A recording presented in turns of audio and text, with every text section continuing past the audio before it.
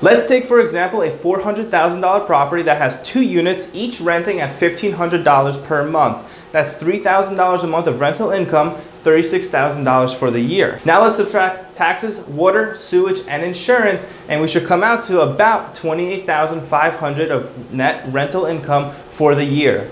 Divide that by the purchase price, and we're going to come out to a cap rate, a capitalization rate of 7.1%. Now let's compare the cap rate to an ROI, the return on investment, if we're going to be mortgaging the property. So let's say we're still buying that $400,000 home, but we're putting down 25%, so we're putting down $100,000.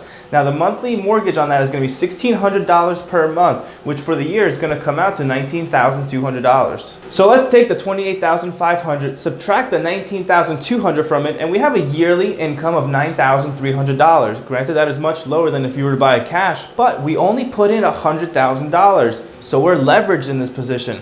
Now our cap rate, or ROI actually, is coming out to a 9.3% versus the 7.1% we had by doing just a full cash purchase. The numbers are already looking better.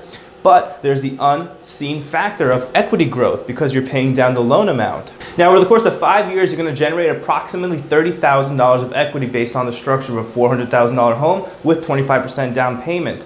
So take that $30,000 divided by the 5 years, that's about $6,000 a year of equity generated. Tack that onto the $9,300 of rental income you're going to get per year. And we're actually going to come out to an overall return on investment, including the rent plus the equity, of approximately 15.3%. So we just went from a all cash purchase with a cap rate of 7.1% to a mortgaged leveraged purchase with a cap rate or a return on investment, very interchangeable terms, of 15.3%. This just shows the power of leverage. When you're going to be putting a smaller input of cash to get a greater return on your money, when we're going to be factoring the rent to the price that you put in, as well as the equity growth over time.